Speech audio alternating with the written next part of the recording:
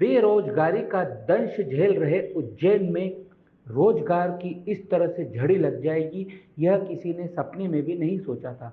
जी हाँ, हम बात कर रहे हैं उज्जैन महाकाल नगरी की, जहां पर विक्रम उद्योगपुरी के नाम से दर्जनों फैक्ट्रियां और कंपनियां इस तरह खुल रही है, जहां पर हजारों तरह के प्रोडक्ट निर्मित हो रहे हैं। उज्जैन सांसद अनिल फिरोजिया ने मीडिया के साथ जो दौरा किया, उसमें चौंकाने वाले और अचरज भरे इस तरह के कार्य सामने आए, जिसकी कभी उज्जैन वासियों ने कल्पना भी नहीं की थी। जी हाँ, सिम बायोसिस कंपनी, जो कि एक फार्मास्यूटिकल कंपनी है, यह दवाइयों का निर्माण यहाँ पर कर रही है। यह दवाइयाँ उज्जैन ही नहीं बल्कि प्रदेश और देश से भी बाहर जाएगी और यहाँ का रोजगार भी बढ़ेगा और बेरोजगारों को तमाम नौकरियाँ मिलने की एक राह प्रशस्त हो गई है। कर्नाटका फार्मास्यूटिकल की यदि बात करें तो यहाँ पर भी तमाम रोजगार के आयाम अब गढ़े जा रहे हैं। यहाँ पर श्रीनिवास फार्मा और अमूल की पंचामृत नामक कंपनी ने भी डेरा डाल दिया है।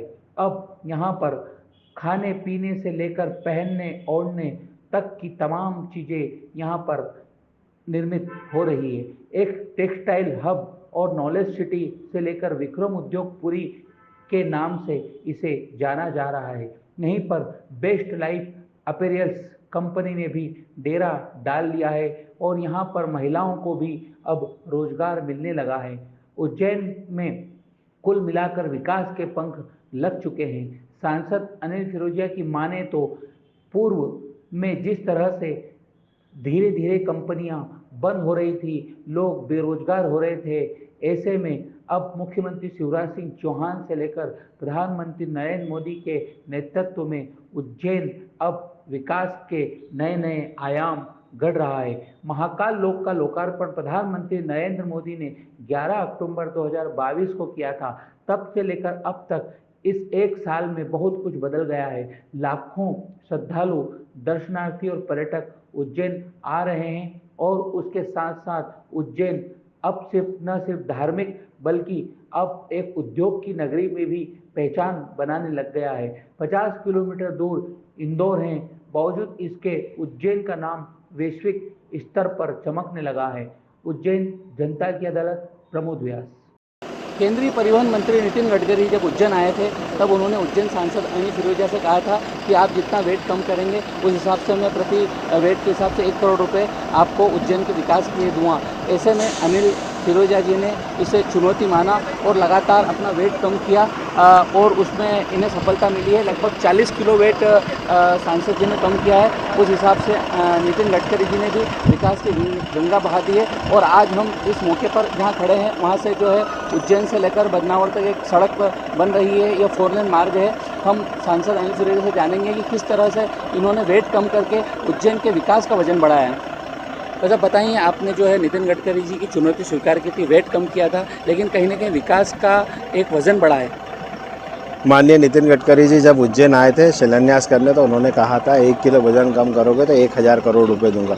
मतलब देखिए कि हमारे वरिष्ठ नेता हमारे स्वास्थ्य के प्रति भी कितने सजग रहते हैं कि उनको लगा कि इसका वेट बढ़ रहा है तो उन्होंने मुझे एक ऑफ़र दिया और माननीय मोदी जी भी फिट इंडिया की बोल ही रहे हैं। तो मेरे को भी लगा कि वास्तव में जब भारतीय जनता पार्टी परिवार के रूप में काम करती है, ये ऐसा बोलने में नहीं है, इसको अपनाती है और अपने सदस्यों की कार्यकर्ताओं की चिंता पालती है।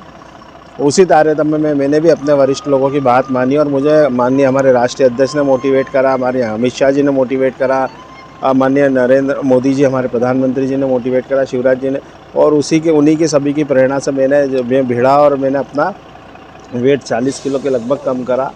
तो 1 किलो वज़न कम करने पे 1000 करोड़ रुपए। अच्छा, ऐसा नहीं कि उन्होंने बोल के भूल गए, वो बराबर चिंता भी पाल रहे थे माननीय मोदी जी और माननीय गडकरी जी, और विकास के लिए उन्होंने बराबर जो बोला उसको करके भी दिखाया। मतलब भारतीय जनता पार्टी जो कहती है वो करती है और जो हमने डिमांड करी है आज माननीय गडकरी जी ने वो उज्जैन आलोट संसदीय क्षेत्र के लिए सौगातों पे सौगातें दे रहे हैं माननीय प्रधानमंत्री जी और माननीय गडकरी जी दोनों, और उसी के तारतम्य में आज हम यहाँ पे आए हैं और ये आप देख रहे हैं कि उज्जैन से बदनावर और उज्जैन से देवास वाला रोड जो बहुत समय से हमारी डिमांड थी 4 लेन की, वो भी दिया है। ऐसे उज्जैन से गरोट रोड दिया, उज्जैन से झालावाड़ रोड दिया, उज्जैन से अभी जावरा वाला भी रोड चल रहा है जो जावरा होते हुए उज्जैन और प्रीतमपुर जाएगा। तो ये कई रूप वे दिया, ये कई डिमांड है। कल भारतमाला माननीय प्रधानमंत्री जी ने दी, 800-850 करोड़ का रेलवे स्टेशन दे रहे हैं। सर यहाँ पर जो कंपनी डल रही है वो एक्चुअली बेसिकली एक API प्लांट है 7ACA, जो कि पूरी तरह से मतलब एक्सपोर्ट करना पड़ता है भारत सरकार को। और वर्तमान में जी इसके डलने से 1000 मीट्रिक टन का हम यहाँ पे उत्पादन कर पाएंगे।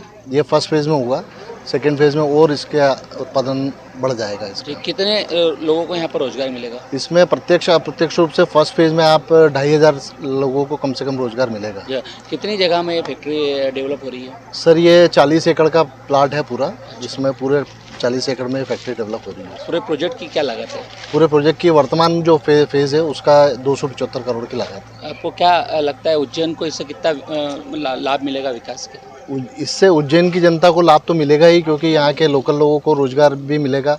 दूसरा सबसे बड़ा जो हमारी भारत देश की जो एक डिपेंडेंसी है चाइना के ऊपर मुख्यतः API को लेकर, उस पर हम बहुत हद तक हम कुछ आगे बढ़ेंगे उसमें, और भविष्य में आने वाले समय में और इसका प्रोडक्शन बढ़ेगा तो पूर्णतः हम आत्मनिर्भर हो जाएंगे। पहले तो एम्प्लॉयमेंट जो जनरेशन होगा 2-3 साल में ये बढ़ के 4000 पे पहुंच जाएगा।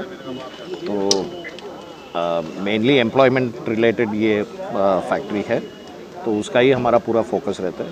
और बाकी इंटरनेशनल स्टैंडर्ड्स के हिसाब से जो भी फैसिलिटीज़ प्रोवाइड करने होते हैं वो पूरे यहाँ पे होगा। आपने देखा था उद्घाटन के टाइम में भी, जैसे फैक्ट्री फ्लोर भी पूरा एयर कंडीशन है। तो ये सब सुविधाएं हैं जो आके महिला लोग अंदर कंफर्टेबली काम कर सकें। कितने लोगों को रोजगार? 4000 तक पहुँचेगा सर।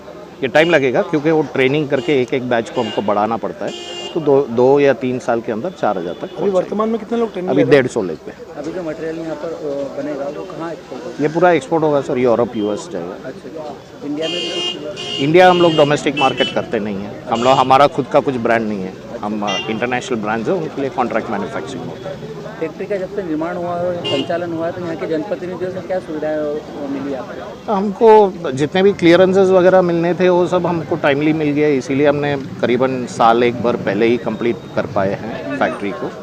तो हर लेवल से, हर ऑफिशियल से, चाहे भोपाल हो चाहे लोकल हो, जितने भी क्लियरेंसेस, अल्टीमेटली फैक्ट्री लगाने के लिए हम लोगों को क्लियरेंसेस का टाइम लगता है। तो कितने एरिया में फैक्ट्री का निर्माण किया हुआ है? ये करीबन अभी जो पीछे आप शेड देख रहे हो 1,40,000 स्क्वायर फीट का है, जो स्विंग फ्लोर है।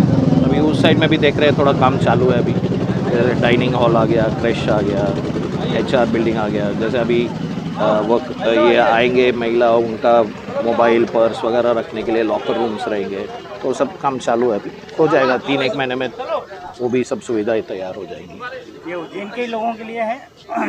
देखिए उज्जैन के इस प्लांट से जहाँ तक है फार्मर डेवलपमेंट, जैसा मैंने आपको बताया, फार्मर डेवलपमेंट पे हम लोग फर्स्ट उस पर काम करेंगे। यहाँ पे ज़्यादा से ज़्यादा किसानों को इसमें फ़ायदा होने वाला है। और फिर जो प्रोजेक्ट्स हमारे आएंगे उस प्रोजेक्ट्स में क्या है कि अलग अलग उसमें रोज़गार भी बढ़ेगा शहर का, और ग्रामीण स्तर का भी काफ़ी कुछ डेवलपमेंट होगा। कितने लोगों को रोजगार मिलेगा? लगभग ऐसा अभी तो इनिशियल स्टेज में 500 प्लस जितने तो हमारे स्टाफ में हम लोग यहाँ पे अपॉइंटमेंट होगा ही होगा। कब तक पूरा हो जाएगा शुरू? हमारा इसका टारगेट अभी हम लोग सितंबर में हमारा इसका आइसक्रीम प्लांट का हम लोग अभी स्टार्ट करने का है। फर्स्ट के लिए कितनी सोसाइटियाँ काम करेंगी आपकी? 20,000 प्लस सोसाइटी जितनी यहाँ पे काम करेगी। कितनी निर्माण लागत है पूरे प्रोजेक्ट की? ये 450 प्लस का प्रोजेक्ट है। आइसक्रीम का कितने पहला उत्पादन कितना क्या लक्ष्य? ये हमारा जो आइसक्रीम प्लांट है 50,000 लीटर पर डे की कैपेसिटी है इसकी।